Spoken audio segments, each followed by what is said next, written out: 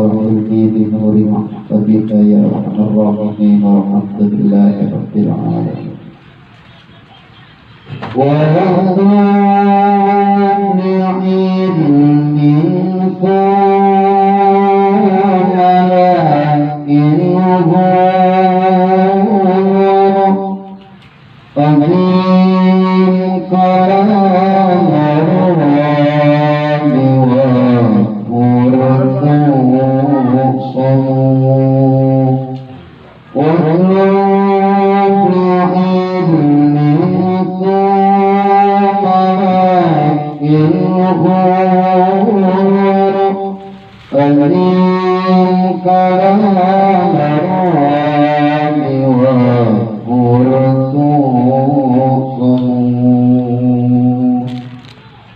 kesempatan malam yang mulia ini, sekelumit setelah kita sama-sama membaca Ratibul Airus, dilanjutkan dengan pembacaan salawat Abbasiyah dan salawat Jibril kepada baginda Nabi Muhammad sallallahu alaihi wasallam. Dilanjutkan kita membaca maulid baginda Nabi Muhammad sallallahu alaihi wasallam. Mudah-mudahan apa yang telah kita baca menjadi saksi bahwa kita adalah pecinta baginda Nabi Muhammad sallallahu alaihi wasallam, manusia yang merindukan syafaatnya, manusia yang membutuhkan syafaatnya di dunia maupun di akhirat. Amin ya Allah ya Rabbal alamin.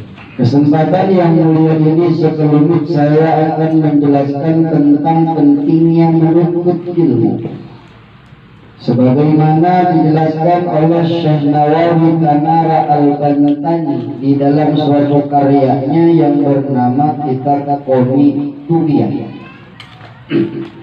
Bagaimana pendapat Syekh Nawawi Tanara mengenai tentang pentingnya manusia belajar ilmu, belajar berpengetahuan. Ilmu artinya berpengetahuan. Kata Syekh Nawawi, wajib li'ilmi, wajib kamu hukumnya menuntut ilmu. Maka menuntut ilmu itu hukumnya wajib. Cuma di dalam menghasilkan untuk hasilnya ilmu, dijelaskan di sini iklah anna tahsilal ilmi an-naw'aini kasbiyyin wa sana'iyyin, bahwasannya perlu kita ketahui bahwa bisa dihasilkan kita menuntut ilmu yaitu dengan dua cara. Kasbiyun pertama dengan cara kasar, dengan cara usaha. Wasami dan kedua dengan cara mendengar. Jadi ada istilah sama itu GP, ngaji GP. Ada kasbi, kasbi adalah usaha, belajar ke depan kepada guru, belajar membaca di depan guru. Fal kasbi huwa al-ilmul hasilu bi mudawamati darsi. Maka ilmu secara kasabi, ilmu secara yang bisa hasil kita pakai usaha, wa al-ilmul hasil, yaitu ilmu yang bisa dihasilkan di mudawamati darsi, pertama dengan kontinu tadarus membaca ilmu tersebut. Apabila kita sedang belajar ilmu Al-Quranul Karim, apabila kita ingin sukses menghasilkan pelajaran ilmu Al-Quran tersebut, tidak cukup belajar 1 minggu sekali. Maka caranya bagaimana? Kata Syekh Nawawi Tanara, dengan cara kasabi bimudawamati darsi, yaitu dengan mudawamah, terus menerus tadarus membaca kitab tersebut atau Al-Quran tersebut yang sudah dipelajari. Nah begitu. Misalkan pertemuan pertama kita belajar huruf H. Misalkan pertama makhorijul huruf H, terus sampai ketemu minggu kedepannya ulang-ulang aja itu mulu. H, H, H, terus continue seperti itu. Tapi jangan terus. Nanti itu insya Allah bisa hasil bimudawamati darsi. Wal qiraati alal ustad, yang kedua dia membaca di depan sang guru bacaan-bacaan yang ia pelajari, maka ilmu itu tidak bisa hasil dengan cara otodidak. Apa otodidak? Belajar sendiri, kagak bisa. Hafal cangkem kagak bisa. Maka untuk menghasilkan ilmu yaitu harus ada seorang guru yang mengajarkan mana salah, mana benar, mana bacaan dibaca salah, mana bacaan dibaca benar, mana tata cara wudu yang benar, mana tata cara sholat yang benar. Tidak bisa otodidak, tidak bisa hanya melihat saja. Karena ada cerita orang sholat cuman bodoh. Jadi orang bodoh itu repot, kemana-mana repot bawa orang bodoh itu. Ada 3 orang bodoh. Pertama, orang bodoh ini bernama Zaid. Yang kedua, orang bodoh ini namanya Umar. Yang ketiga, nama orang bodoh ini Bakar. Bukan Akbar, Bakar. Dari 3-3-nya ini dia orang bodoh. Namanya orang bodoh. Nah, sekalipun dia orang bodoh tapi meyakini bahwa sholat wajib baginya. Walaupun bodoh tetap bahwa sholat ukuran diterima dan tidak, itu urusan Allah. Kata dia, keyakinannya begitu. Sholatlah si orang 3 tersebut. Kebetulan sholatnya ini bukan di masjid yang rapi. Kalau dulu mungkin di balik gubuk, ya, tahu balik gubuk tuh? Nah, dulu tempat-tempat panggung. Zaid jadi imam, Zaid jadi imam, Bakar jadi makmum, Umar jadi makmum. Kata Zaid sebagai imam, usolli fardhal maghribi, fasih. Salata raka'ati mustaqbilal qiblati imaman lillahi ta'ala. Allahu akbar. Fasih Allahu akbar. Subhanallah. Maka akhirnya mengikuti makmumnya ini Umar dan Bakar. Usalli fardhu dhuhri 4 raka'atin mustaqbilal qiblati ma'muman lillahi ta'ala. Allahu akbar. Setelah sholat ini berjalan 1 rakaat, 2 rakaat, kebetulan ayah beri kebetulan ada tikus kencing kepada Zaid sang imam, atau datang kucing kencingin Zaid. Otomatis ketika sang imam didatangi najis, maka otomatis sholatnya batal. Bakar tahu bahwa Zaid ini dikencingi tikus. Kata Zaid, kata siapa? Bakar. Dia imam ain Bakar. Karena apa batal? Karena walau bagaimanapun dia dikencingi kucing atau dikencingi tikus. Bayar, dikasih tahu sama Bakar. Sholat lu batal. Sholat lu batal. Pak ngasih tahu bahwa dia sholatnya batal karena dikencingi kucing atau karena dikencingi tikus. Sengaja Bakar memberitahu Zaid sholatnya batal, padahal dia juga batal. Kenapa? Karena dia ngasih tahu Umar. Untung saya kagak ngomong. Kata Umar, untung saya kagak ngomong. Oh, yang Bakar mah Zaid doang sama Bakar. Kata Umar, untung saya mah kagak ngomong. Ini orang bodoh begitu. Yang batal mah cuma Zaid dan Bakar. Kata Umar, saya mah kagak batal. Padahal 3-3-nya batal. Zaid batal karena kedatangan najis. Bakar batal karena memberitahu bahwa Zaid kedatangan najis dan batal sholatnya. Dan Umar berbicara, untung saya kagak ngomong. Ini 3-3-nya bodoh. Maka bodoh dipakai ibadah juga repot. Ini akibat akibat bodoh. Maka perlu belajar di dalam beribadah kepada Allah Subhanahu wa Ta'ala. Tidak asal lihat-lihat. Malum banyak ceritanya orang bodoh, orang mualaf. Jadi makmum melihat orang Islamnya ketoker mulu ngikuti ketoker. Kan begitu namanya juga orang bodoh namanya sholat ikut-ikutan. Maka kata Syekh Nawawi, tanara ilmu secara kasabi itu bisa dihasilkan dengan tadarus membaca kitab tersebut atau Al-Quran tersebut atau pelajaran tersebut, wal qiraati alal ustad, dan berikutnya membaca di depan sang guru salah dan benarnya bacaan-bacaan ibadah atau bacaan-bacaan membaca Al-Quranul Karim. Nah itu secara kasabi. Nah kalau ini namanya jiping, samai. Nah kalau kayak begini namanya samai, namanya jiping. Bagaimana yang samai? Wasamai huwa at-ta'allumu minal ulama fi simai fi umuridin wa dunia. Adapun cara menghasilkan ilmu dengan cara mendengar alias jiping, masuk kuping kanan keluar kuping kiri, ya namanya juga jiping. Alhamdulillah bisa keluar lagi. Coba kalau kagak keluar ngopet semua itu. Ya. Bagaimana secara jiping? Wa at-ta'allum minal ulama, yaitu bisa dihasilkan dengan cara berguru minal ulama, dari para ulama Allah Subhanahu wa Ta'ala. Jadi kalimatnya di sini ulama berarti berguru bukan hanya dengan satu kiai.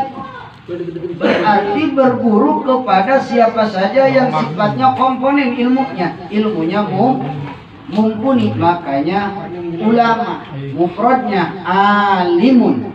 Kalau satu kiai namanya alim. Kalau banyak berarti namanya ulama.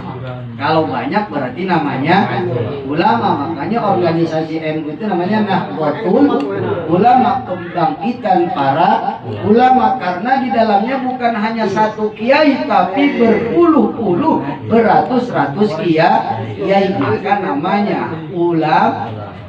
Kalau alim kiai berarti cuma satu orang. Itu kaudin ulama. Padahal ngomonginnya sama satu orang. Salah. Oh ini yang ulama mah ini katanya. Salah. Ini yang alim. Harusnya begitu. Berarti kalau banyakan baru ulama. Kalau satu orang berarti alim. Harus bisa membedakan mana ulama, mana alim. Kalau alim berarti menunjukkan kepada satu orang yang berilmu. Kalau ulama berarti menunjukkan kepada manusia yang mana banyak orang-orang berilmu. Itu namanya ulama. Nah, dengan cara mendengarkan. Jadi berguru itu tidak cukup dengan satu guru, harus dari beberapa guru. Bisima, dengan cara mendengar fi umuridin, di dalam urusan agama, wa dunia, dan dengan cara urusan dunia. Nah, wa hadza la yahsulu illa bi mahabbatil ulama.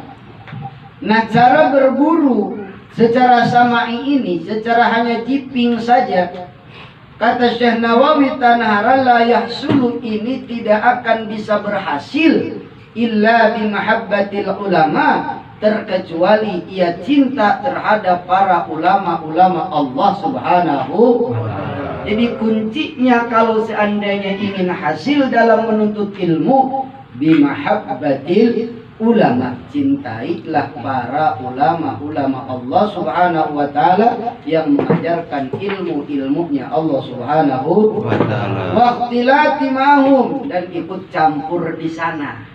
Ikut nimrung beserta para ulama, wal mujalasah, dan ikut duduk bersama lahum beserta para ulama, wal istifsar, dan ikut mentafsirkan, ikut tanya-tanya, ini gimana hukumnya, nanya. Nah itu ngaji cepat jiping. Insya Allah dengan istifsar, dengan butuh penafsiran, insya Allah kita akan bisa hasil ilmunya ini mah meneng baik.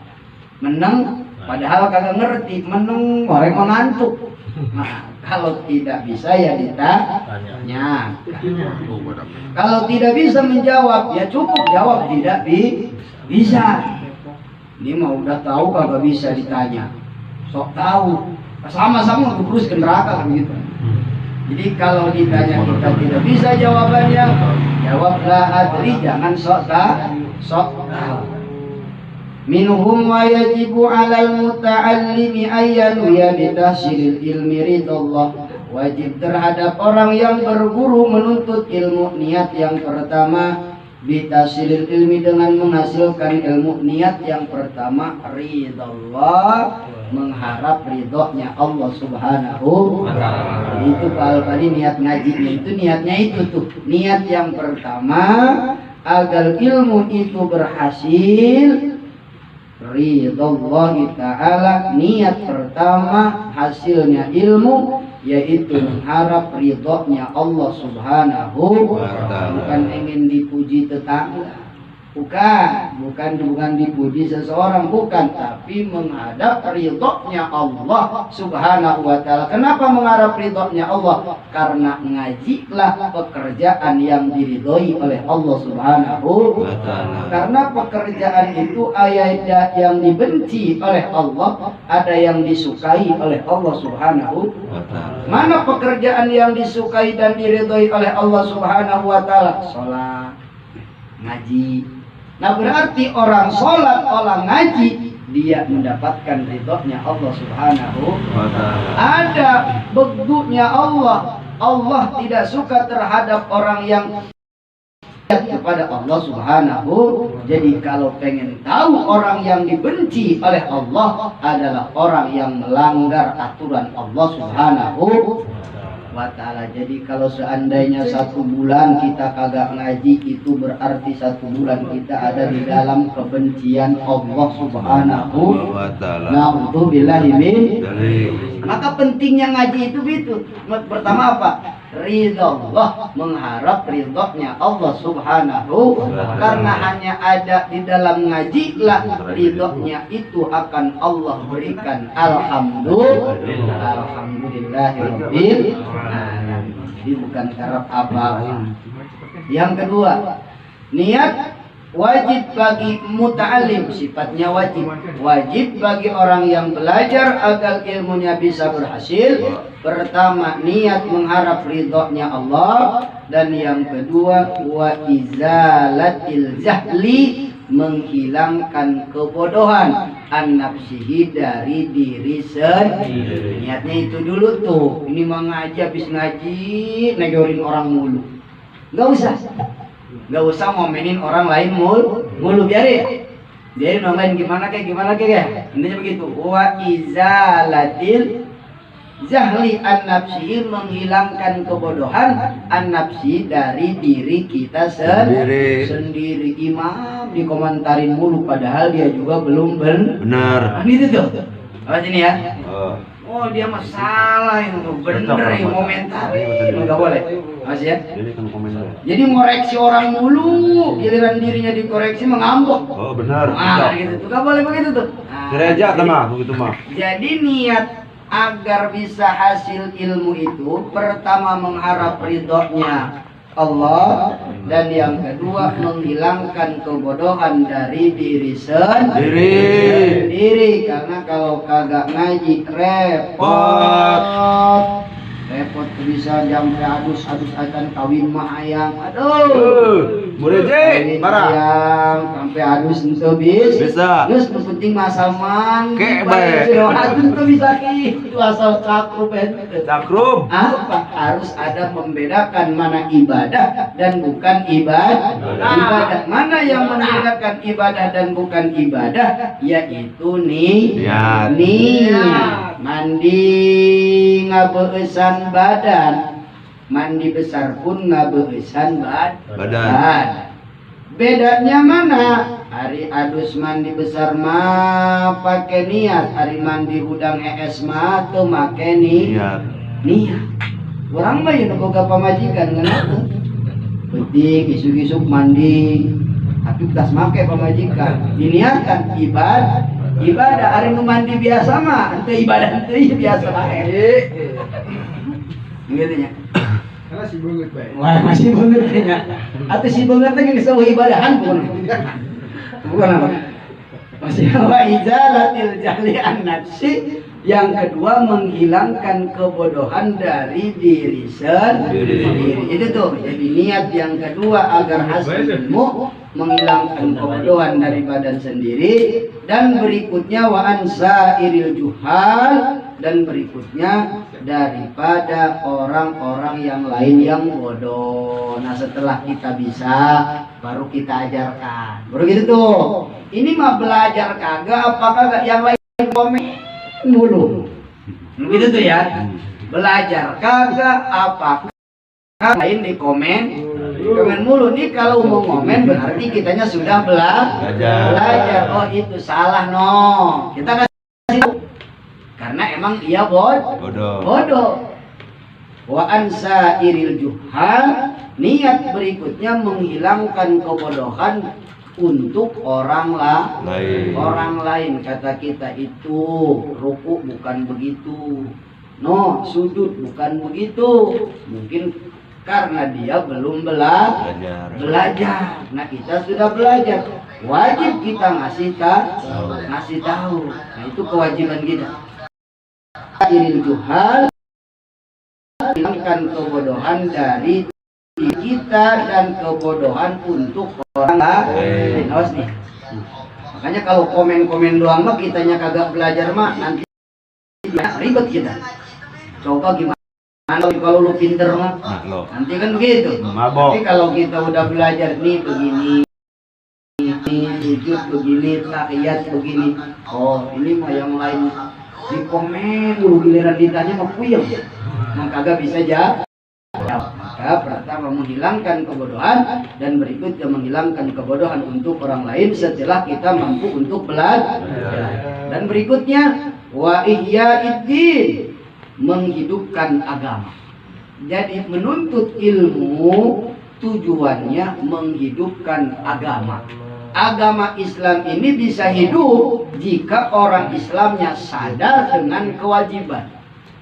Mana kewajiban orang Islam? Yaitu menuntut ilmu. Kenapa agama kita ini ancur-ancuran? Karena orang Islamnya sudah kagak sadar dengan kewajiban masing-masing. Padahal mau dia kiai, mau dia ustadz, mau dia orang bodoh, wajib hukumnya menuntut ilmu. Karena orang Islam. Maka jika tidak menuntut ilmu, maka agama akan hancur dengan sendirinya, tidak harus dihancurkan oleh orang lain. Jadi ternyata bangsa dan negara kita hancur ini diulahkan orang Islamnya sendiri, tidak tahu masing-masing kewajiban, pejabatnya tidak tahu kewajiban, kiainya tidak tahu kewajiban masing-masing, ngumpulin jabatan harta segala macam.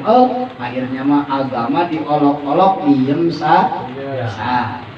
Padahal tujuan agama menuntut ilmu wa ihyaiddin, menghidupkan agama kita ya agama Islam. Alhamdulillah. Wa ibqa'il Islam bil ilmi, berikutnya agar terus tegak agama Islam bil ilmi, yaitu dengan orang-orang yang berilmu. Karena agama jika dipegang bukan bidangnya, bukan ahlinya, berfatwa bukan ahlinya, tentu dia akan berfatwa asal-asalan.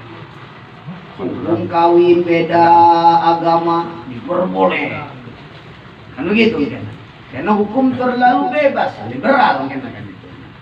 Karena apa? Karena hukum terlalu bebas. Karena apa? Karena ia tidak berilmu. Maka tujuan menuntut ilmu wa ibqa'il Islam bil ilmi, agar tegak Islam yaitu dengan orang-orang yang berilmu. Berikutnya wa yanwi bihi asyukra ala nikmatil hati wa sihatil badan. Berikutnya wajib menuntut ilmu itu niat kita syukur atas nikmat Allah berikan akal kepada kita. Jadi wajib menuntut ilmu itu tanda syukur kita kepada Allah karena Allah telah memberikan akal sehat kepada kita. Ini akal kita sehat. Maka tanda cara syukur akal sehat kita ini yaitu dengan cara menuntut ilmu. Berarti orang yang tidak menuntut ilmu, dia tidak bersyukur atas nikmat akal yang telah Allah berikan. Masya Allah. Wasihatil badan, dan bersyukur atas nikmat sehat badan yang Allah berikan. Alhamdulillah. Itu niat wajib kita menuntut ilmu. Dan berikutnya walayan wibihi ikbalan nas ilaihi, maka tidak boleh kita menuntut ilmu ikbalan nas agar orang-orang mengikuti kita. Pengen banyak jamaahnya, tak gua mau ngaji biar gua banyak jamaahnya. Salah. Ada harapan agar dia diikuti oleh orang lain, ingin dipuji-puji oleh orang lain, ingin dimulia-mulia oleh orang lain. Itu niatnya tidak begitu. Maka wala yanwi bihi iqbalan nas, tidak boleh sang penuntut ilmu niat menuntut ilmunya iqbalan nas ilaihi, agar manusia tunduk patuh terhadapnya. Na'udzubillah. Wastijlabi mata'i dunya, dan orang menuntut ilmu tidak boleh ada niat dari ilmunya untuk mengambil kehidupan dunia wal ikram, dan kemuliaan inda sultan, yaitu ketika di para raja atau pemimpin, wa ghairihi, dan daripada sultan. Jadi tidak boleh orang menuntut ilmu kalau seandainya sudah berilmu kan gua deket sama pejabat. Kalau sudah deket sama pejabat kan gua dikasih jatah sama pejabat. Itu tidak boleh ada niat begitu. Karena apa? Karena ketika sudah masuk uang daripada pejabat misalkan, karena kita ingin itu, maka sudah tidak ada kemuliaan di dalam ilmu tersebut. Bahkan orang tersebut yang berilmu pun sudah tidak ada wibawa. Na'udzubillah. Gaul boleh dengan siapapun, gaul boleh dengan pejabat, dengan presiden, dengan segala macam gaul. Tetapi berilmu kita bukan ingin diberi oleh pejabat atau bukan ingin dimuliakan oleh pejabat. Niatnya begitu. Singkatin tuh. Pertama, ilmu itu bisa hasil dengan cara kasab. Yang kedua dengan cara sama kasab, berarti kayak kita mau sorogan itu, kalau malam Rabu tuh kita sendiri itu namanya kasab. Yang kedua sama'i ini ya seperti ini, dengan cara mendengar. Dua-duanya insya Allah jika kita lakukan, insya Allah kita akan mendapatkan ilmu sesuai dengan apa yang dijelaskan oleh Syekh Nawawi Tanahara. Watlub li ilmin, wajib kita menuntut ilmu. Dan menuntut ilmu ini tidak gampang, butuh proses, butuh waktu yang lama, minimal 15 tahun. Minimal 15 tahun. Jadi kalau sekolah dari lulus SD, sanawiyah, SMA, kuliah, minimal kan S2 lah. Dan kalau sambil kuliah minimal S2. Ini mengaji seminggu sekali langsung bisa. Susah. Minimal 15 tahun, itu pun kontinu ngajinya. Nah ini mah seminggu sekali ya. Alhamdulillah. Ini mah kan ngaji mudah-mudahan.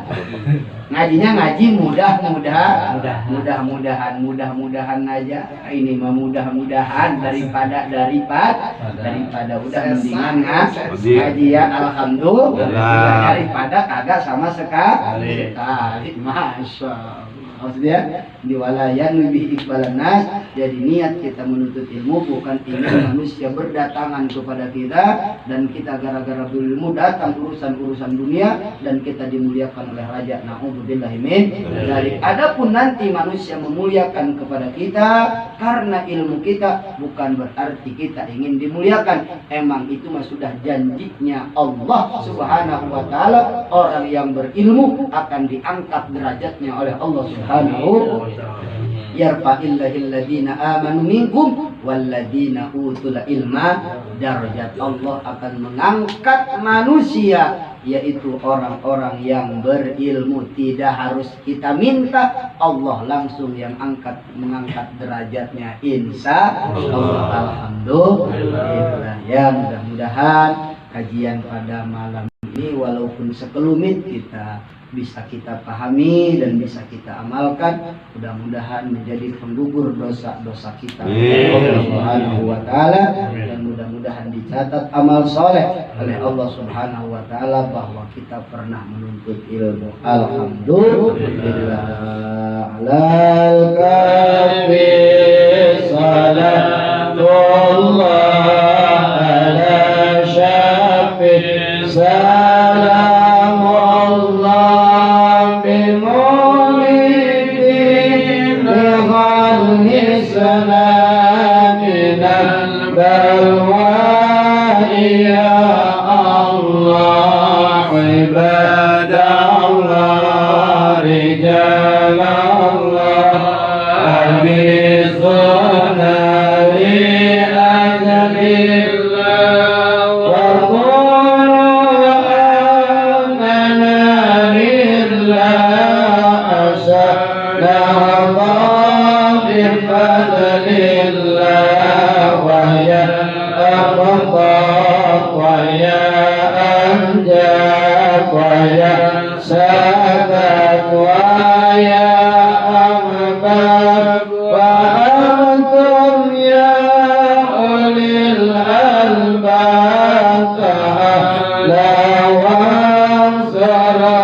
lillah sa'alnakum walizulfa rajaunakum wa fi amri qasadnakum fasundu'akum lillah faya rabbi bisadati tahaqqali isarati asanati bisarati wa yasbu'aqna lillah bikasbil huzni an aini wa raf'il baini min aini wa nafsil kayfi wal aini binaril wajhi ya Allah salatullah maulana ala mahdi